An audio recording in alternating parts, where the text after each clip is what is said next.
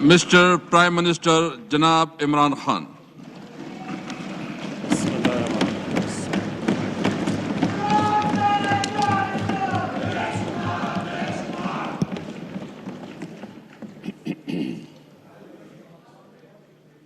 بسم اللہ الرحمن الرحیم ایاک نعبد و ایاک نستعین. میں سب سے پہلے اپنی الائڈ پارٹیز اپنے اتحادیوں کا دل سے شکریہ ادا کرتا ہوں کہ ابھی بھی اور ہر مشکل وقت میں جس طرح آپ میرے ساتھ کھڑے رہے ہیں. آپ کا بہت بہت شکریہ. میں اپنے پارلیمنٹیرینز اپنی ٹیم کا میں آپ کا شکریہ ادا اس طرح کرتا ہوں کہ میں نے جو آپ کی کل شام کو جو آپ کے حالات دیکھے تو مجھے یہ احساس ہوا کہ آپ سب کو بڑے دل سے تکلیف تھی کہ جو ہمارا وہ سینٹ کا یہ ادھر حفیظ شیخ کے الیکشن میں جب ہارے ہیں تو میں جو آپ سب کو دیکھا تو مجھے بڑا اچھا لگا. مجھے ایک ٹیم آپ میں نظر آئی اور انشاءاللہ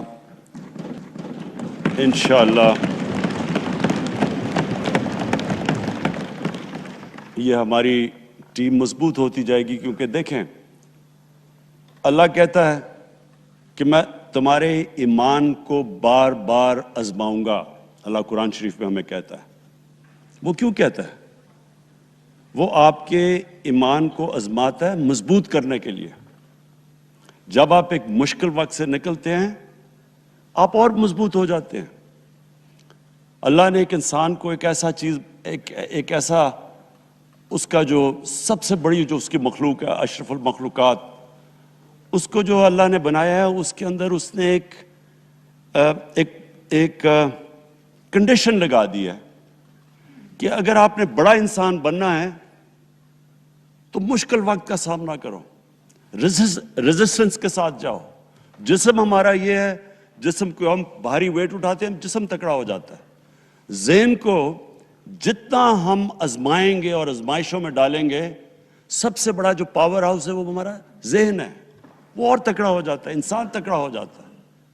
پارٹی بھی تب تکڑی ہوتی ہے جب وہ مشکل وقت سے نکلتی ہے. آپ نے کسی کو تباہ کرنا ہے تو اس کو آرام کی زندگی دے دو, وہ تباہ ہو جاتا ہے, ڈکے کر جاتا ہے انسان. تو میں اپنی پارٹی کو آج خراج تحسین پیش کرتا ہوں کہ آپ اس مشکل وقت سے نکلے. بڑے مجھے انڈیویجول ایم این ایز کا پتہ ہے کہ انہوں نے کتنی کوشش کی یہاں پہنچنے کے لیے آج اس ووٹ کے لیے. تو میں اور مجھے کئیوں کی طبیعت بھی ٹھیک نہیں تھی تو میں آپ سب کا آج شکریہ ادا کرتا ہوں. آج میں اپنی پارلیمنٹری پارٹی کے ساتھ بھی اور جو میری عوام آج یہ دیکھ رہی ہے میں اس کے سامنے جو بات رکھنا چاہتا ہوں وہ یہ کہ دیکھیں ہمیں یہ کبھی بھولنا نہیں چاہیے کہ یہ پاکستان کیوں بنا تھا. وہ ایک انگریزی کا ایک فریز ہے کہ نیشنز وداؤٹ اے ویژن ڈائی. قوم کا جب اپنا مقصد اپنے نظریے سے پیچھے ہٹتی ہے مر جاتی ہے قوم. قوم میں کسی مقصد کے لیے بنتی ہے. ہم اپنے وہ جب تک وہ پتہ نہیں ہم اپنے بچوں کو نہیں بتائیں گے. خود ہم جو آج لیڈرشپ ہے, میرا غلطی سے ہاتھ ادھر چلا گیا, ادھر کی لیڈرشپ میں کہہ رہا ہوں, جو ہماری لیڈرشپ ہے اس کو پتہ ہونا چاہیے کہ یہ بہت بڑا عظیم خواب تھا پاکستان کا. علامہ اقبال کو نہیں پتا تھا کہ اگر پاکستان بنے گا تو آج جس طرح ہمارے 20 کروڑ مسلمان ہندوستان میں رہ جائیں گے تو وہ تو سارے پاکستان میں نہیں آ سکتے تھے. تو علامہ اقبال کا کیا وجہ تھی پاکستان خواب دیکھنے کی؟ ان کی وجہ یہ تھی کہ ہم نے ایک دنیا کو مثال دینی تھی کہ اصل میں ایک ماڈل بنانا تھا کہ اصل میں ایک اسلامی ریاست کیا ہوتی ہے. اور وہ بیس کس کے اوپر کر رہے تھے پاکستان کی اسلامی فلاحی ریاست جو ہماری آبجیکٹو ریزولوشن میں ہے؟ نبی صلی اللہ علیہ وسلم کی مدنی ریاست جو ان کی سنت تھی، جو دنیا کی تاریخ کی پہلی فلاحی ریاست بنی تھی، جس میں بہت بڑے بڑے ماڈرن جو آج کے پرنسپلز، وہ پرنسپلز طے کیے گئے تھے، وہ ریاست بنی تھی. اور وہ ریاست ایک ماڈل ایسا تھا کہ اس کے بعد ایک جن کو کوئی جانتا ہی نہیں تھا، ایک قوم، ایک عرب قبیلوں میں تقسیم ہوئی قوم جس کی حیثیت ہی کوئی نہیں تھی، ان اصولوں کے اوپر چلتے ہوئے یہ دنیا کی تاریخ کا معجزہ ہے جو ہوا اس کے بعد. یہ میں نے شفقت محمود کو کہا بھی ہے کہ ہمارے بچوں کو ہر سکول، چاہے وہ انگلش میڈیم، چاہے اردو میڈیم، چاہے دینی مدرسے، سب کو 8، 7، 8 اور 9 کلاسز میں باقاعدہ سبجیکٹ پڑھائیں کہ نبی صلی اللہ علیہ وسلم کی جو زندگی تھی اور جو مدینہ میں کیا وہ کیا تھی.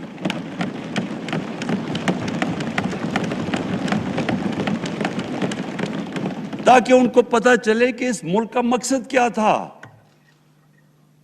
بڑے لوگ جو پاکستان نہیں چاہتے تھے وہ کیا کہتے تھے؟ وہ کہتے تھے کہ پاکستان تو بن گیا تو آپ نے تباہ، جو مسلمان ہندوستان میں رہ گئے ان کو آپ نے سیکنڈ کلاس سٹیزن بنا کے چھوڑ دیا ہے. آج بیچارے مسلمانوں سے کیا ہو رہا ہے وہاں؟ تو وہ لوگ کہتے ہیں کہ اگر پاکستان نہ بنتا تو مسلمانوں کی زیادہ طاقت ہونی تھی. ایک ہندوستان میں اس طرح مسلمانوں کا برا حال نہیں ہونا تھا جو آج ہے. یہ ایک آرگیومنٹ دی جاتی ہے. اور اگر ہم پاکستان کو جس مقصد کے لیے بنا تھا اگر ہم ادھر نہیں لے کے جائیں گے تو وہ ٹھیک کہہ رہے ہیں. یہ تو نہیں تھا کہ وہاں ٹاٹا برلا تھے جو اربوں پتی اور یہاں یہ شریف اور زرداری اربوں پتی بن جائیں. اس لیے تو نہیں پاکستان بنا تھا. یہ ایک بڑی ہمیں ری الائن کرنا چاہیے اپنے نظریے کی طرف. ہمیں اپنا رخ چینج کرنا چاہیے واپس کہ یہ بڑا عظیم خواب تھا پاکستان کا. اور وہ جو تاریخ تھی، وہ جو اصول انہوں نے سیٹ اپ کیے، جن لوگوں کی حیثیت ہی نہیں تھی، یہ تاریخ کا حصہ ہے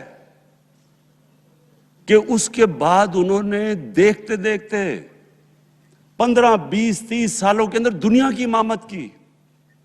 صرف امامت ہی نہیں کہ وہ تو منگولیوں نے بھی دنیا بڑی جلدی سے فتح کر لی تھی. چنگیز خان نے بھی بڑی جلدی اس کی فوجوں نے فتح کر لی تھی. 100 سال کے بعد وہ ختم ہو گئے تھے. انہوں نے ایک دنیا کی عظیم سیویلائزیشن، جو ٹاپ سائنٹسٹ تھے، سارے دنیا کے ٹاپ سائنسدان، ایک عظیم کلچر. اور سب سے بڑی بات جو میں یہ کہنا چاہتا ہوں، انہوں نے اخلاقیات، ایک مورل سٹینڈرڈ سیٹ کی دنیا میں. جب مسلمان گئے انڈونیشیا اور ملیشیا، وہاں تو کوئی مسلمان کی فوج نہیں گئی، وہاں تو کوئی تلواروں سے نہیں فتح کیا. مسلمان تاجروں کا وہاں کردار دیکھ کے لوگ حیران ہو گئے کہ یہ کون لوگ آئے ہیں جو بالکل ان کی morality ایسی، نہ وہ کوئی دغا بازی کرتے تھے، نہ وہ کوئی دھوکہ دیتے تھے، اپنی زبان پہ کھڑے ہو جاتے تھے. لوگ ان سے امپریس ہو گئے کہ کون سی قوم ہے. دیکھیں اسلام ہم غلط فہمی میں ہیں، یہ سمجھتا ہے کہ جی تلوار سے اسلام پھیلا تھا. اسلام پھیلا تھا کہ وہ ایک انسان کے کیریکٹر کو ریفارم کرنے آیا تھا.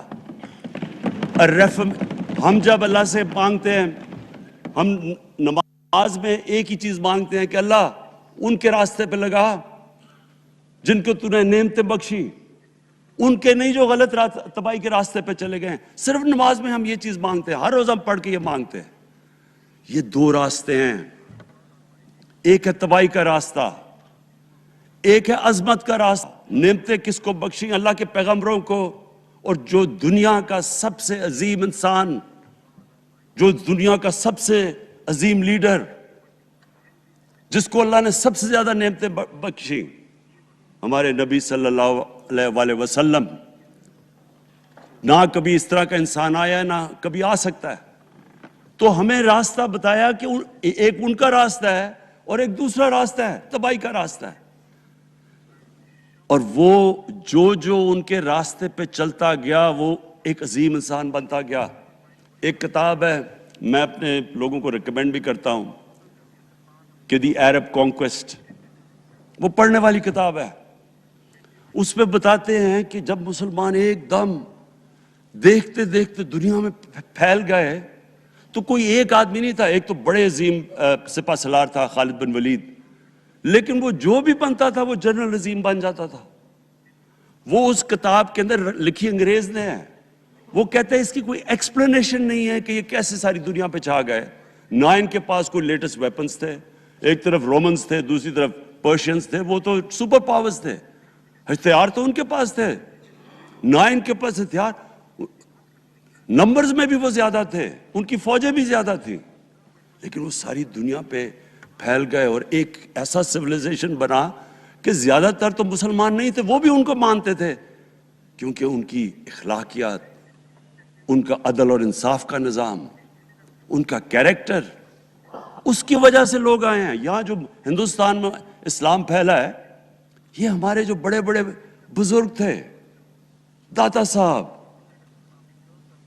بلے شاہ، نظام الدین اولیاء اور بابا فرید، یہ لوگ تھے.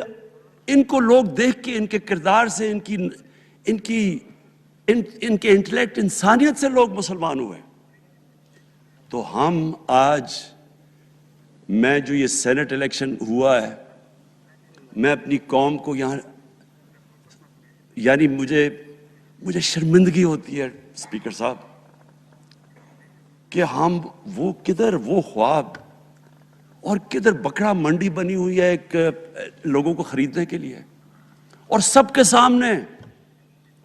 یعنی ہمیں ایک مہینے سے پتا تھا کہ پیسہ جمع کیا جا رہا ہے اس سینٹ الیکشن میں، اور مجھے حیرت ہوئی کہ الیکشن کمیشن کہتا ہے کہ جی یہ تو پتہ نہیں کوئی ہم آزاد انسٹیٹیوشن ہے یا میں ان کی کوئی آزادی کے اوپر لے رہا تھا، یا جی بڑا زبردست الیکشن. اچھا کہتے جی بڑا اچھا الیکشن کروایا ہے. یہ مجھے اور اس سے تو مجھے اور صدمہ ہوا ہے کہ اگر یہ الیکشن اچھا آپ نے کروایا ہے تو پتہ نہیں برا الیکشن کیا ہوتا ہے.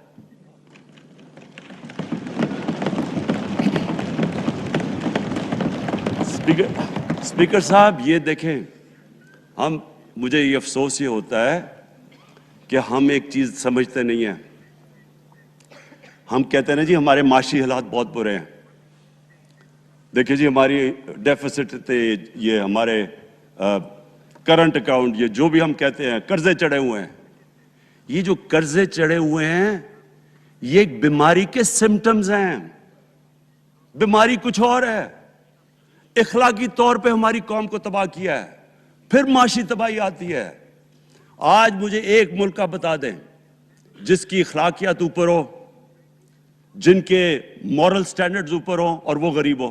ایک ملک مجھے بتا دیں، اور کوئی ملک مجھے بتا دیں جتنا مرضی پیسہ ہو، وسائل ہو، سب کچھ ہو، لیکن وہاں کی بھی جو لیڈرشپ کرپٹ ہو، وہ مجھے بتا دیں کہ اس میں خوشحالی ہو.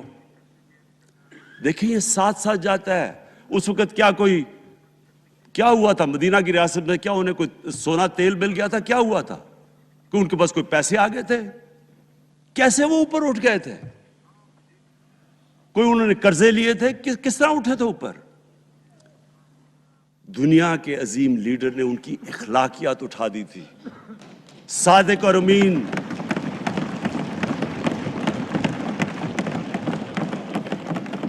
ایک قوم، انہوں نے ہمیں بتایا. ہمیں قرآن میں اللہ حکم کرتا ہے کہ ان کی سنت پہ چلو.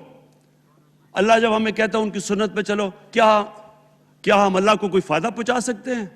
ہماری بہتری کے لیے کہتا ہے. قرآن شریف میں سب کچھ ہماری بہتری کے لیے اللہ نے، یہ تمہارے لیے بک آف گائیڈنس ہے ہمیشہ کے لیے، اور یہ ہماری بہتری کے لیے ہے. تو وہ جب ہمیں کہتا ہے کہ نبی صلی اللہ علیہ وسلم کے راستے پہ چلو، وہ ہماری بہتری کے لیے کہتا ہے. اور میں، جس نے اس عمر میں ساری دنیا دیکھ لی ہے، اسپیکر صاحب میں آپ کو بتاؤں، مجھے تکلیف ہوتی ہے دیکھ کے جب میں یہ مغربی ملکوں میں جاتا ہوں، اسکینڈینیویا میں، سوئٹزرلینڈ میں، آپ وہاں کے اخلاقی سٹینڈرڈز دیکھیں، ان کی مورل سٹینڈنگز دیکھیں، شرم آئے گی آپ کو کہ جو ہمارے ملک میں ہو رہا ہے. اور یہ جو سینٹ کا الیکشن ہوا ہے، آپ کو افسوس ہوگا کہ ہم وہ کس کی امت ہیں، ہم کس کی امت ہیں، کس کے نام پہ پاکستان کا مطلب کیا، لا الہ الا اللہ، اس پہ یہ ہمارا ملک بنا تھا. اور آج دیکھیں ایک کرپٹ آدمی، دنیا میں ثابت کیا ہوا کرپٹ آدمی آصف زرداری، دنیا میں اس کے اوپر لکھا ہوا کہ مسٹر 10%، مضمون لکھے ہوئے ہیں، فلمیں بنی ہوئی ہیں اس کے اوپر. اور اس ملک میں لوگ کہیں جی ایک زرداری سب پہ بھاری، کیا کہ وہ رشوت دیتا ہے اس لیے سب پہ بھاری ہو گیا؟ کیا یہ ہے ہمارا ملک؟ دوسری طرف دیکھیں، دوسری طرف یہاں بیٹھے ہوئے ہمارا لیڈر نواز شریف. اور نواز شریف ایک ڈاکو، ملک کو 30 سال سے لوٹ کے ملک سے باہر بھاگا ہوا ہے، جھوٹ بول کے باہر بھاگا ہوا ہے. سارے ملک کے سامنے ہمیں کیبنٹ میں ہم نے 6 گھنٹے میں بتایا جی اس کو یہ بھی بیماری ہے، اس کو یہ بھی بیماری ہے، اس کو یہ بھی بیماری ہے، وہ شاید وہ جہاز پہ بھی نہ چڑھ سکے، وہ شاید مر جائے گا. شیرین کے آنسو آ گئے کیبنٹ میں. اور شیرین کے آنسو آنے آسان کام نہیں ہے اسپیکر صاحب. تو ہم نے اس کو وہاں جیسے وہ جہاز پہ چڑھا، جیسے وہاں گیا، وہ ایک دم ہی تبدیل. اور آج وہاں جا کے تقریریں کر رہا ہے، وہاں بیٹھ کے اسکیمیں کر رہا ہے، وہاں بیٹھ کے پلاننگ کر کے جی اسے اتنا پیسہ دو، ادھر پیسہ کھلاؤ. ساری ان کی ایک کوشش ہے، جب سے ہم 2.5 سال سے حکومت آئی ہے، یہ سارے بڑے بڑے ڈاکو اکٹھے ہو کے یہ سمجھ رہے ہیں کہ عمران خان کو کرسی کا اتنا شوق ہے کہ اس کے اوپر اتنا پریشر ڈالو کہ یہ جی ہمیں جس طرح جنرل مشرف نے این آر او دیا تھا یہ بھی دے دے گا. جنرل مشرف، فوج اس کے نیچے، عدلیہ اس کے کنٹرول میں ساری. میں کیونکہ میں ادھر ممبر پارلیمنٹ تھا اپوزیشن نہ ہونے کے برابر. جو اپوزیشن کے اندر جو مین آدمی تھا فضل الرحمان، وہ اس کے ساتھ ملا ہوا تھا، وہ 2 نمبر ہمیشہ سے تھا. رائٹ.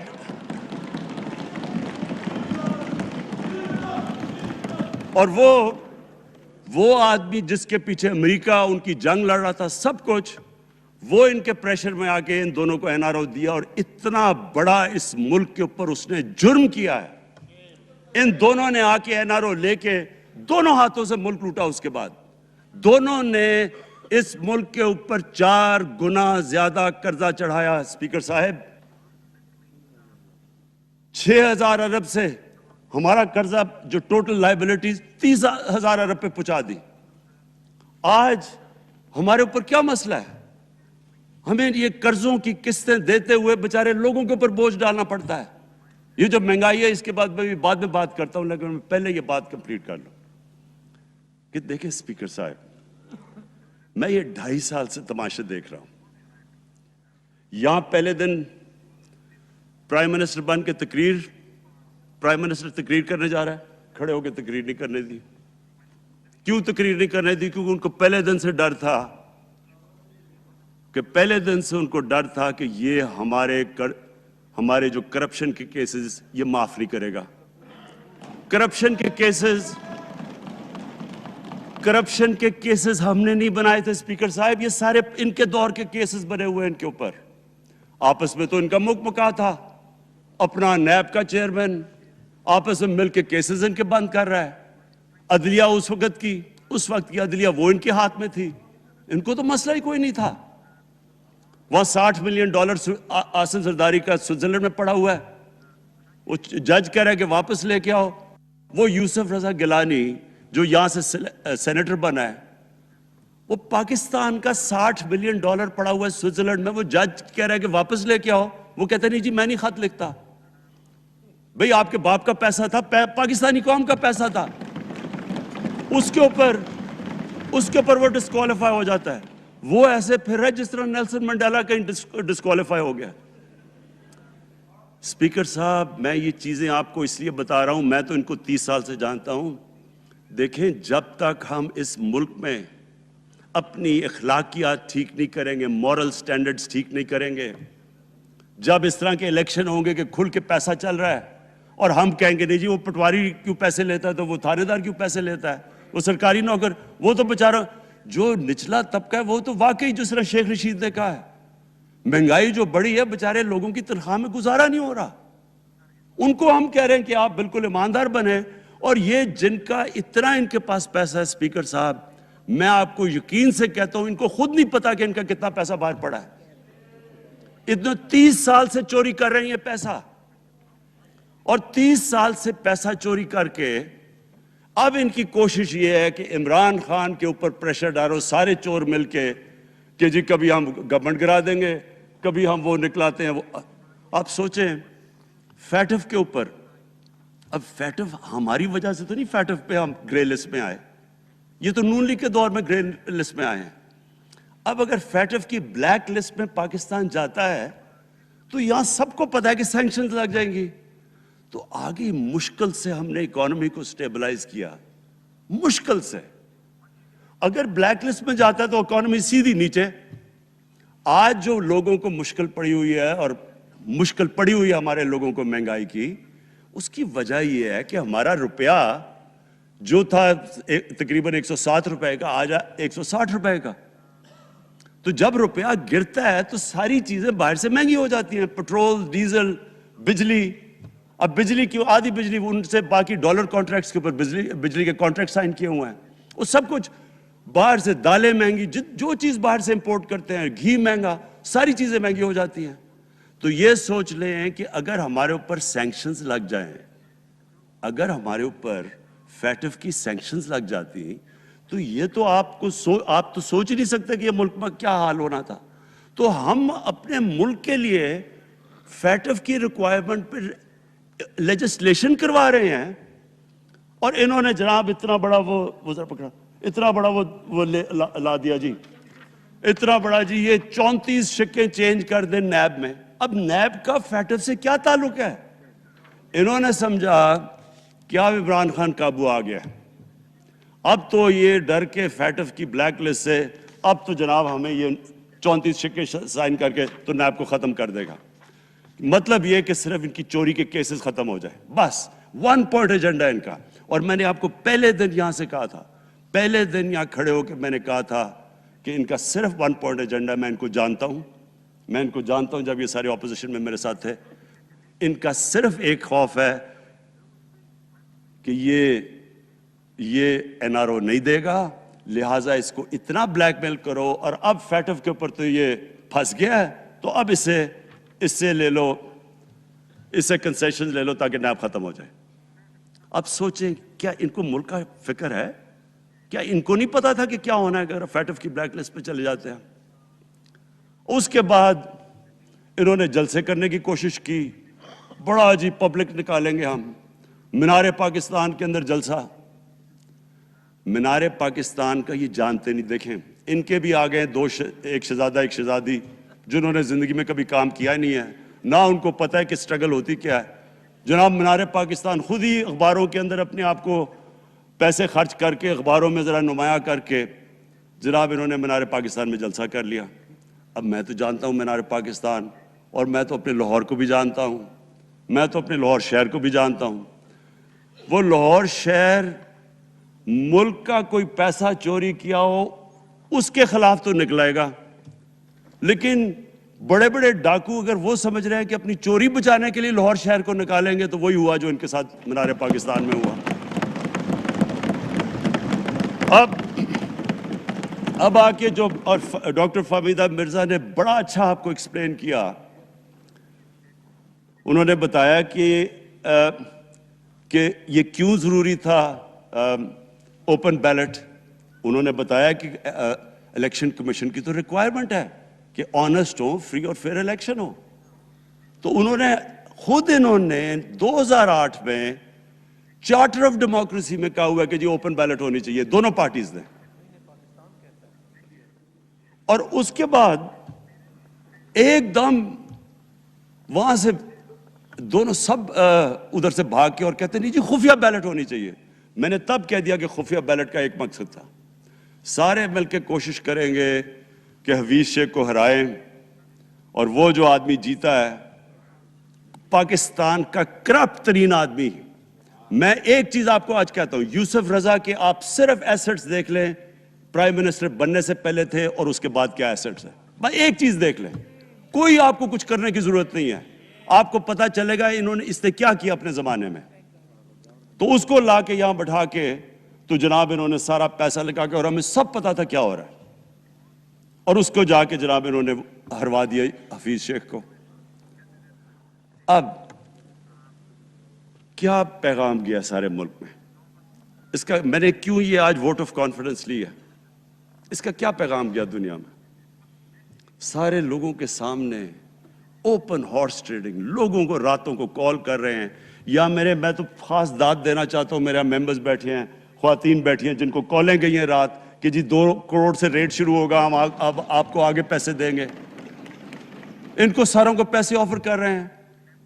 اور پھر اگر میں صرف الیکشن کمیشن کو ایک چیز کہنا چاہتا ہوں, آپ مہربانی کریں پاکستان کی ایجنسی سے صرف ایک سیکرٹ بریفنگ لیں. آپ ان کو اندازہ ہوگا کتنا پیسہ چلا اس الیکشن کے اندر, پتہ چلوائیں کیا ہوا اس الیکشن میں, تاکہ آپ اس طرح کی سٹیٹمنٹ نہ دیں کہ جی ہماری کوئی آزادی ختم کر رہی ہے. میں آپ کی آزادی ختم کر رہا ہوں یہ کہہ کے آپ کہ یہ جو الیکشن میں ہوا ہے. اسپیکر صاحب, میں آج اس اوکیزن کے اوپر, کیونکہ مجھے اس پہ کافی, میں 2.5 سال یہ بڑی چیزیں برداشت کرتا رہا ہوں, اور میں اس لیے صبر سے کرتا رہا ہوں کیونکہ ملک اتنا ہمارا مشکل میں ہے. جو ہمیں ٹائم ملا جب میری گورنمنٹ آئی, میں آپ کو یقین سے کہتا ہوں کہ ساری زندگی میری تو سٹرگل میں گزری. جو بھی آپ انسان کسی چیز میں کمپیٹ کرتا ہے, اگر آپ نے ملک میں اپنے سب سے ٹاپ 11 کھلاڑیوں میں پہنچنا ہے تو ایک بہت سارے ملک میں مقابلہ کر کے آپ وہاں پہنچتے ہیں. اس میں ایک بڑی سٹرگل ہوتی ہے, اونچ نیچ ہوتی ہے بڑی. اور پھر اگر آپ کو دنیا کے لیول پہ آپ کو اپنا, اگر آپ کو منوانا ہے, اس کی اور ایک سٹرگل ہوتی ہے. اور میری اس سے زیادہ بڑی سٹرگل تھی کہ ایک آدمی جا کے ہاسپٹل بنانے کی کوشش کرے, اور وہ بھی کینسر ہاسپٹل. تو ایک وہ بہت بڑی سٹرگل تھی. پھر پالیٹکس میں لمبی سٹرگل رہی ہے. اکیلا تھوڑا سے لوگوں کے ساتھ شروع ہوا تھا, اور سٹرگل کر کے 14-15 سال تو مذاق اڑتا تھا میرا, سارے ہنستے تھے جب نام سنتے تھے میرا. تو ایک سٹرگل کر کے یہاں پہنچا ہوں. جو یہ 2.5 سال میں اسپیکر صاحب میں نے سٹرگل کی ہے, یہ میری زندگی کی سب سے مشکل سٹرگل تھی. اور کیوں مشکل تھی؟ کیونکہ جو یہ 10 سال میں اس کو ڈیکیڈ آف ڈارکنس کہتا ہوں, ایک انہوں نے تباہ کیا. صرف 10 سال پہلے اداروں کے حال دیکھ لیں, کوئی ادارہ اٹھا لیں, پی آئی لے لیں, ریلوے لیں, سٹیل مل 8 ارب روپے کا پروفٹ لے کے بیٹھی ہوئی تھی. 8 ارب روپیہ سٹیل مل میں پروفٹ تھا جب تک کہ زرداری نے ہاتھ نہیں مارا اس کو. اپنا وہ ریاض لال جی فرنٹ مین رکھ کے ہمارے سامنے, میرے پاس آئے لوگ چیمبر والے, انہوں نے کہا جی یہ سٹیل مل سستی بلٹس اس کو بھیجا, اس کے تھرو پیسے دے رہا ہے. وہ سٹیل مل آج بند پڑی ہے. ایک ادارہ انہوں نے تباہ کیا, بھرتیاں کی لوگوں کی. وہ ادارے اتنے بڑے بڑے ہو گئے ہیں کہ وہاں پینشنز ہی اتنی آ گئی ہے کہ کچھ بچتا ہی نہیں ہے سیلریز اور پینشن کے بعد کے ادارے کو ٹھیک کر سکے. ایک ادارہ تباہ کیا. ملک کا سب سے بڑا جو کرنٹ اکاؤنٹ ڈیفیسٹ, جس کے اوپر سارا پریشر پڑتا ہے, اگر آپ کا کرنٹ اکاؤنٹ یعنی کہ ڈالر زیادہ ملک سے باہر جا رہے ہیں اور کم اندر آ رہے ہیں تو پریشر روپے پہ پڑتا ہے, وہ گر جاتا ہے. تو وہ میں آپ کو بتا, جب روپیہ گرتا ہے تو غربت پھیل جاتی ہے ملک میں. تو سب سے بڑا current account deficit, fiscal deficits جو کہ آپ کی آمدنی اور خرچے, وہ بڑا ڈیفیسٹ. سارے ادارے خسارے میں. پاور کانٹریکٹس جو انہوں نے سائن کیے اسپیکر صاحب, یہ عمر ایوب آپ کو بتائے گا, وہ یعنی ایسے لگ رہا تھا کہ کسی دشمن نے آ کے ایک ملک کو نقصان پہنچانے کے لیے پاور کانٹریکٹ سائن کیے. ان کے اندر وہی پاور پروجیکٹس آپ کہیں اور دیکھ لیں, کسی اور ملک میں, بلکہ اپنے ملک میں دیکھ لیں, اور وہ دیکھیں کہ انہوں نے کس پیسے بنائے, وہ کس پیسے پہ. گیس کا کانٹریکٹ سائن کیا ہم نے آ کے اسی ملک سے 30% کم پیسے پہ گیس کا کانٹریکٹ سائن کیا, ان کا ہی کانٹریکٹ چینج کیا. ساری گورنمنٹ جب اوپر سے پرائم منسٹر لگا ہوا پیسے بنانے, پرائم منسٹر ایک نوکری کر رہا ہے کس کے لیے؟ ایک دبئی کی کمپنی کے لیے. کبھی دنیا میں سنا ہے اس طرح؟ کبھی یہ مذاق سنا ہے جی کہ ملک کا پرائم منسٹر دنیا کو دبئی کی کمپنی کے اندر نوکری کر رہا ہے؟ ادھر سے یہاں ڈیفنس منسٹر ان کا، فورن منسٹر، وہ دبئی کی کمپنی سے نوکری کر رہا ہے. اور وہ ایک انٹیریئر منسٹر، وہ کوئی سنا ہے سنتری بنا ہوا تھا کسی سعودی عربیہ کی کمپنی میں، مجھے نہیں پتا. کبھی یہ سنا ہے یہ ملک سے، کسی ملک سے ایسا مذاق ہوا ہے؟ یہ سارے طریقے تھے اس ملک سے پیسہ منی لانڈر کر کے بجانا. آج مجھے یہ بتائیں، میں یہ جو سارے ہماری اپوزیشن ہے، میں ان سے سوچتا ہوں، میں کئی دفعہ ان کی شکلیں دیکھ کے پوچھتا ہوں ان سے کہ کیا آپ واقعی سمجھتے ہیں کہ آپ دونوں کے لیڈر ایماندار ہیں؟ کیا یہ واقعی سمجھتے ہیں کہ ان کی جو یہ دولتیں بڑی ہیں یہ ایمانداری سے بنی ہیں؟ یعنی کیا ان کو کوئی ملک کی فکر نہیں ہے کہ یہاں کا پیسہ، کیا ان کے بیٹے ہیں؟ میں ذرا مجھے یہ بتائیں، 3 دفعہ ملک کا پرائم منسٹر، اس کے دونوں بیٹے باہر بیٹھے ہوئے ہیں. میں لندن کو جانتا ہوں اسپیکر صاحب، وہ اربوں اربوں روپے کی پراپرٹی ہے. وہاں کے بڑے بڑے رئیس ان ایریاز میں نہیں رہ سکتے جدھر ان کے 2 بیٹے رہ رہے ہیں. ملک سے بھاگ گئے جی. ہم پاکستانی شہری نہیں ہیں. کیوں پاکستانی شہری نہیں؟ کیوں یہاں بتا ہی نہیں سکتے کہ وہ پیسہ کدھر سے آیا جو انہوں نے اتنی بڑی پراپرٹیز لی ہوئی ہیں. اور یہ کچھ نہیں ہے جو انہوں نے بینامی پراپرٹیز لی ہوئی ہیں. کسی کو اندازہ ہی نہیں ہے ان کا کتنا پیسہ باہر پڑا ہے. زرداری کے پاس کیا تھا پہلے؟ اس کی جو باہر پراپرٹیز ہے. تو کیا ان لوگوں کو نہیں پتا کہ اس ملک کا پیسہ چوری کر کے یہ باہر لے کے جا رہے ہیں اور یہ پھر بھی ان کی سپورٹ کر رہے ہیں؟ اور یہ جو سینٹ کا الیکشن، کیا انہیں نہیں پتا کہ بڑا جی عقل مند پولیٹیشن ہے زرداری، لوگوں کو رشوت دے کے ان کو خرید رہا ہے؟ ساری قوم کے سامنے یہ ہو رہا ہے. میں یہ صرف آخر میں یہ کہنا چاہتا ہوں اس ایشو کو ختم کرتے ہوئے کہ دیکھیں اسپیکر صاحب، کوئی ملک آگے نہیں بڑھ سکتا ایسے. میں اکیلا عمران خان کو کرپشن کر کے کرپشن نہیں ٹھیک کر سکتا. میں عدلیہ کو کیا، کیسز تو عدلیہ میں ہے یا نیب کے اندر ہے، میرا تو ان کے اوپر کوئی کنٹرول نہیں ہے.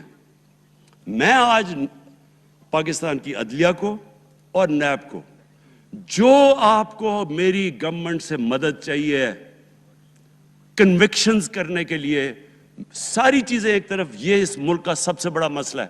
جب تک آپ لوگوں کو سزا ہی نہیں دیں گے،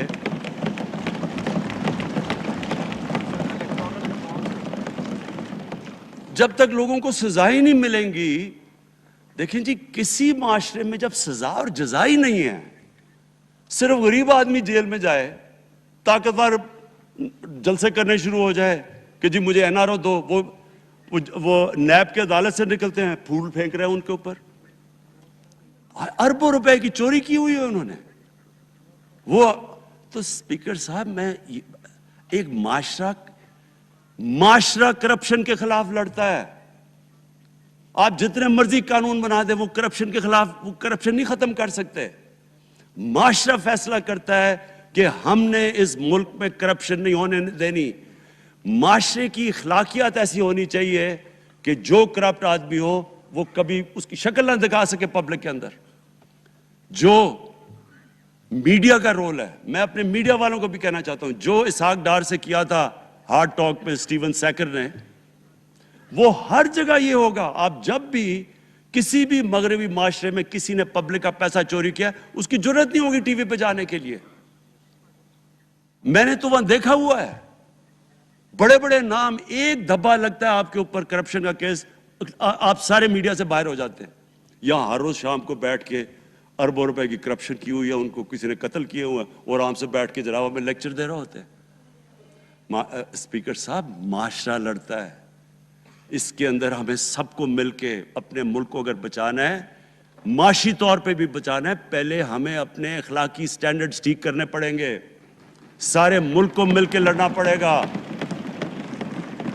اگر ہم نے اپنے بچوں کے مستقبل کو بچانا ہے، اپنی آنے والی جنریشنز کو بچانا ہے، اس ملک کو ایک عظیم ملک بنانا ہے، تو وہ شروع ہوگا جب ہم مدینہ کے ریاست کے سب سے بڑے اصول، عدل اور انصاف، کیونکہ انصاف اور عدل جب ایک معاشرے میں آ جاتا ہے، جب ایک معاشرہ کھڑا ہو جاتا ہے میریٹوکریسی کے اوپر، جب ایک معاشرے میں صرف ایک جو کرپٹ ہے، جتنا مرضی طاقتور ہو وہ جیل میں جاتا ہے اور عام آدمی اوپر آ سکتے ہیں، وہ معاشرہ تب آگے بڑھتا ہے۔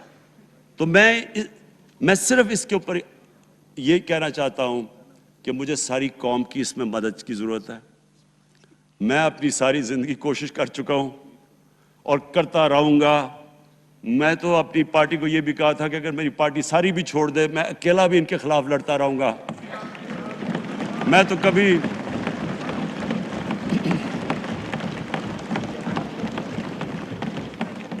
اسپیکر صاحب آخری گیند تک لڑنے والا کیپٹن تھا، آخری گیند تک لڑوں گا، وہ تو کبھی میں ہار مانوں گا نہیں۔ لیکن یہ وقت آ گیا ہے کہ ملک کو اپنے آپ کو بچانا ہے، آنے والی جنریشنز کو ہم نے بچانا ہے۔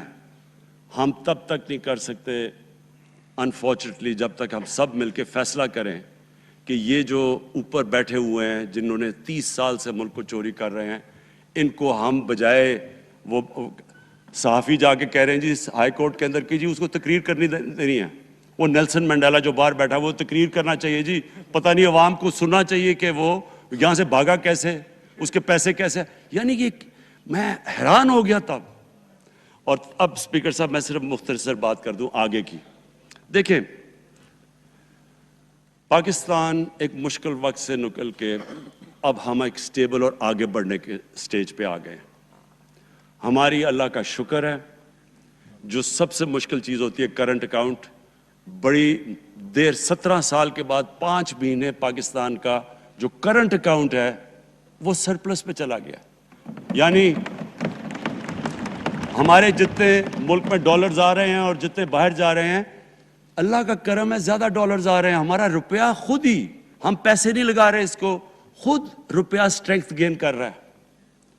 یہ بڑا امپورٹنٹ ٹائم ہے کہ اس وقت، اور یہ اس کے باوجود کہ اس ملک میں کرونا ہوا، ساری دنیا کی اکانومیز کرونا میں بری طرح متاثر ہوئی، اس کے باوجود اوپر والے کے کرم خاص طور پہ، اور میں کہوں گا کہ ہماری جو ٹیم تھی، ہمارا جو جس طرح ہم نے مانیٹر کیا اور جس طرح ہم نے ڈیٹا بیس گیدر کیا اور ہم نے ہر ایک چیز فالو کر کے ہم نے جیسے اپنے لوگوں کو بچایا ہے، میں خاص طور پہ اپنی ٹیم یاسد عمر اور ہماری جو ٹیم تھی اپنی ڈاکٹر فیصل میں ان کو خاص طور پہ خراج تحسین پیش کرتا ہوں۔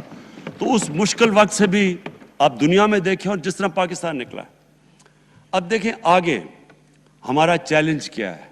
ہمارا چیلنج یہ ہے کہ ہم اپنی جو ایکسپورٹس ہیں ان کو بڑھائیں، کیونکہ صرف گروتھ ایک ہی طرح ہوتی ہے، ایکسپورٹ لیڈ۔ اللہ کا شکر بھیجا ہے جو کہ ہمارے ملک میں آیا ہے ریمیٹنسز کے، اب ہم نے انویسٹمنٹ کے اوپر لگے ہوئے ہیں۔ اس وقت سب سے زیادہ کمپنیز رجسٹر ہوئی ہیں SECP میں، اس کا مطلب کہ نئی انویسٹمنٹ پاکستان میں آنے والی ہے، لوگ تیار ہو گئے انویسٹ کرنے کے لیے۔ ہمارا صرف مسئلہ اسپیکر صاحب ایک ہے بجلی کا، یہ بڑا مسئلہ ہے۔ کانٹریکٹ مہنگے سائن کیے ہوئے، جو کانٹریکٹ سائن کیے ہوئے ہیں جس پہ وہ بجلی پروڈیوس ہو رہی ہے، بدقسمتی سے وہ اگر بجلی کی قیمت بڑھاتے ہیں تو لوگ آگے ہی اور مشکلوں میں پڑے ہوئے ہیں، بجلی کی وجہ سے سب چیزیں مہنگی ہو جاتی ہیں۔ نہیں بڑھاتے تو قرضے، وہ جو گردشی قرضے ہیں وہ بڑھتے جا رہے ہیں۔ ہمارا ایک یہ چیلنج ہے، اس کے اوپر صرف اپنی قوم کو بتانا چاہتا ہوں کہ باقاعدہ ہم ہر طریقہ سوچ رہے ہیں کہ ہم نے اس میں سے کیسے ہم نے اپنے لوگوں کے اوپر بوجھ کم کرنا ہے۔ ایک تو میں اپنی ٹیم کو یہ بھی کامیابی دیتا ہوں کہ بڑی دیر اور مشکلوں سے IPPs کے ساتھ ہم نے نئے کانٹریکٹ سائن کیا، جس کے اندر بہت پاکستان کا پیسہ بھی بچے گا اور جو آگے جا کے قرضہ بڑھنا تھا وہ نہیں بڑھے گا۔ جو میرے اوپر سب سے زیادہ پریشر ہے اس وقت اسپیکر صاحب وہ ہے مہنگائی کا۔ مہنگائی میں نے آپ کو بتایا بھی دیا کہ مسئلہ ایک، جب آپ کی روپیہ گرتا ہے تو جب چیزیں مہنگی ہو جاتی ہیں، ایک وہ ہے۔ لیکن میں اپنی قوم کو صرف ایک چیز کہنا چاہتا ہوں کہ سب سے زیادہ اس وقت میری حکومت ایک ہی چیز پہ لگی ہوئی ہے کہ ہم کس طرح لوگوں کے اوپر مہنگائی کا بوجھ کم کریں۔ اس کے لیے ہم بڑی چیزیں آپ کے سامنے لے کے آئیں گے آنے والے دنوں میں، جس میں کوشش یہ ہے کہ ہم اپنے ملک میں جو سارا نچلا طبقہ ہے ان کو سبسڈائز کریں، اپنے اساس پروگرام کے ذریعے ان کو ڈائریکٹلی ہم فنڈ کریں. یہ انشاءاللہ آپ کے ساتھ آئے گا. ابھی میں نے ایکسپیریمنٹ ایک اور شروع کر دیا، وہ 1 ہفتے تک ابھی ٹرائل پہ ہے، کہ ہم ایک پروگرام لے کے آ رہے ہیں کوئی بھوکا نہ سوئے. ہم نے خاص کچنز بنائے ہیں، ایریاز چوز کیے ہیں جدھر سب سے زیادہ بھوک ہے، تاکہ ہم کم از کم جب تک ہماری ملک اٹھتا ہے اوپر، ہم کم از کم ان تک کھانا پہنچائیں کہ ہمارے ملک میں کوئی بھوکا نہ سوئے. اور یہ پوری میں کیمپین شروع کرنے لگا ہوں. ہیلتھ کارڈ پنجاب کے اندر اور پختونخوا میں، پختونخوا کی گورنمنٹ کو تو میں خاص مبارک دیتا ہوں کہ انہوں نے سارے اپنے پختونخوا کے لوگوں نے خاندانوں کو کور کر لیا ہیلتھ انشورنس سے.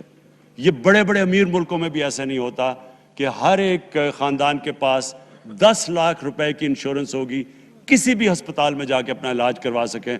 میں خاص طور پہ محمود خان اور آپ کی کیبنٹ کو مبارک دیتا ہوں. پنجاب کیونکہ بہت بڑا ہے، انہوں نے بھی فیصلہ کر لیا ہے. عثمان بزدار آپ کی اور آپ کی ٹیم کو میں خاص مبارک دیتا ہوں کہ اس سال کے اینڈ تک وہ سارے پنجاب کے اندر ہیلتھ کارڈ پہنچا دیں گے. یہ ایک عام آدمی کے لیے سب سے بڑی، کم از کم جیسے جیسے ہم اپنے ملک کو اٹھا رہے ہیں تو کم از کم ہم لوگوں کی بنیادی ضروریات پوری کریں. اور جو کسان ہیں جی، کسانوں کے لیے ایک بڑا زبردست پروگرام لے کے آ رہے ہیں. اس کے اوپر بھی ہم نے بڑا برین سٹارمنگ کی ہے کہ کیسے ہم کسان کی مدد کر سکتے ہیں. پرابلم تو ہمارے پاس یہ ہے نا کہ جتنا ہم پیسہ اکٹھا کرتے ہیں، آدھا پیسہ قرضوں کی قسطوں پہ چلا جاتا ہے، تو پیسہ کم بچتا ہے.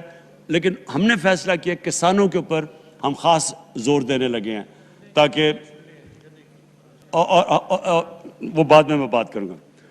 تو 2 چیزیں اور جی. دیکھیں، میں قوم سمجھتی ہے نا کہ اب ہم کیسے یہ جو قرضے ہمارے اوپر چڑھے ہوئے ہیں ان سے کیسے نکلنا ہے.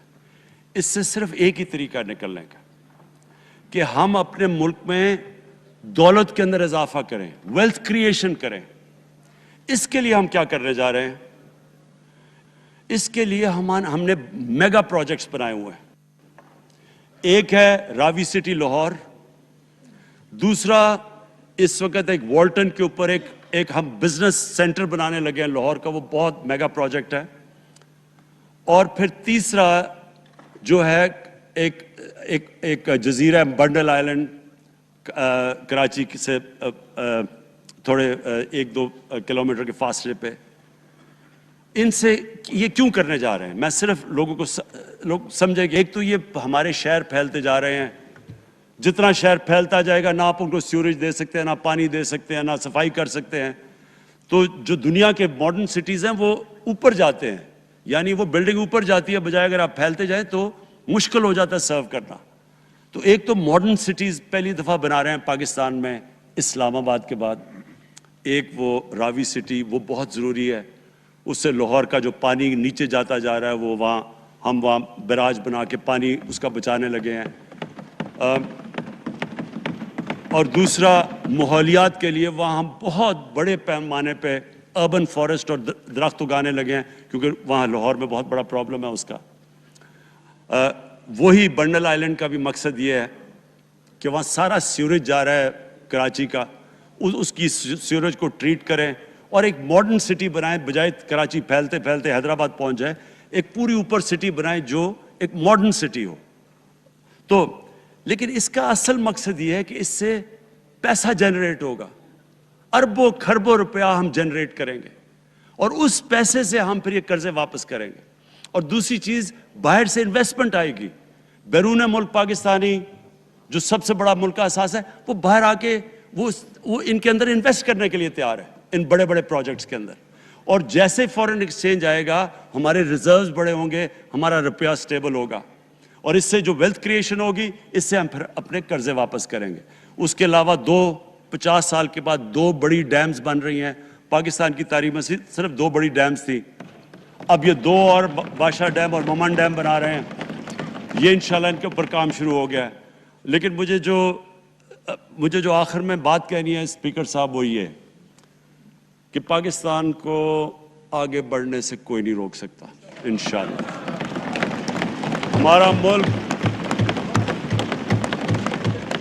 ہمارے ملک میں، کیونکہ میں شاید ہی لوگ اتنا اپنے ملک کو انہوں نے اس طرح دیکھا جیسے میں نے سارا ملک پھیرا ہوا ہوں. اللہ نے ہر قسم کی نعمت دی ہے. اس ملک میں جو پوٹینشل ہے شاید ہی کسی ملک میں ہے.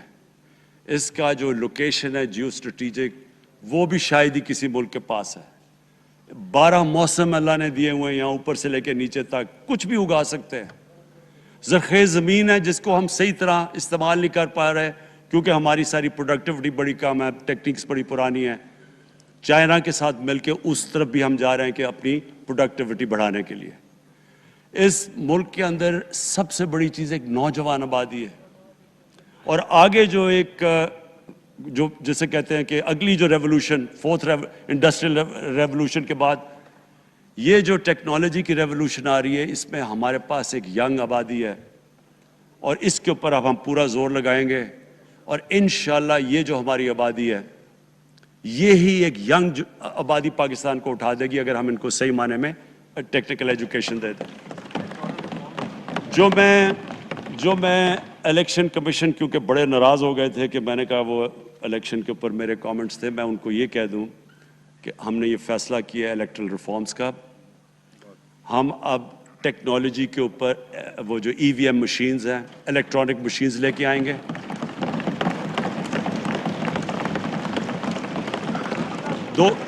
دو چیزیں کر رہے ہیں. اوورسیز پاکستانیز کے لیے اب پورے لگے ہوئے ہیں کہ اوورسیز پاکستانیز بھی ووٹ ڈال سکیں. اور دوسری چیز الیکٹرانک مشینز لے کے آ رہے ہیں. اور کیونکہ یہ الیکٹرانک مشینز کے بغیر ہمیں الیکشنز نہیں کرنے چاہیے، نہیں تو جو ہارتا ہے وہ کہتا جی دھاندلی ہو گئی.